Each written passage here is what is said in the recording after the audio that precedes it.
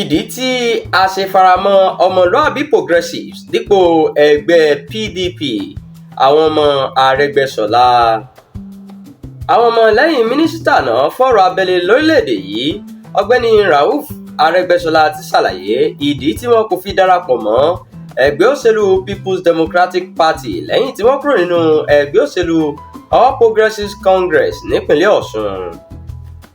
Nígbà tó ń sọ̀rọ̀ lórí ètò orí rédíò kan láìpẹ́ yìí, akọ̀wé alukoro fún Ọmọluabi Progressives Abọ́sẹ̀dé Olúwaṣeun sọ pé onírúurú fìtínà tí àwọn dojúkọ lábẹ́ ìṣèjọba gómìnà náà lọ́sùn Adégbóyèga Oyètọ́lá tí wọ́n lé àwọn tí wọ́n jẹ́ ọmọlẹ́yìn Arẹ́gbẹ́ṣọlá dànù nínú ẹgbẹ́ ló fà á tí àwọn fi kúrò nínú ẹgbẹ́ náà.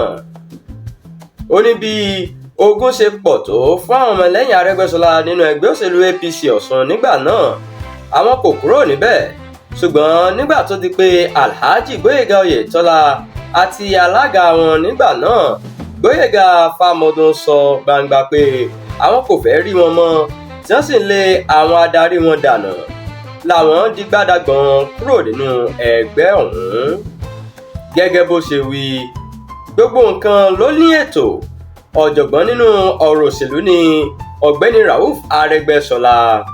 Ó ní Ọmọluabi Progressives kò tíì di ẹgbẹ́ òṣèlú, ìkórajọpọ̀ sí ni ó tóbi púpọ̀.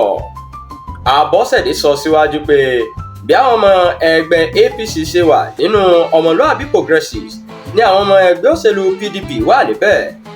Kódà kò yọ àwọn ẹgbẹ́ òṣèlú yòókù sílẹ̀. Ó tẹ̀síwájú pé nígbà tí Arẹgbẹṣọlá fẹ́ parí sáà kejì rẹ̀, ó dábàá pé kí olùdíje fúnpò gómìnà wá láti ìwọ̀ oòrùn Ọ̀ṣun, ṣùgbọ́n aṣáájú àpapọ̀ ẹgbẹ́ náà tó ti di ààrẹ báyìí Bọ́lá Tinubu yí àbá náà dànù, ó sì gbé Oyètọ́lá síbẹ̀.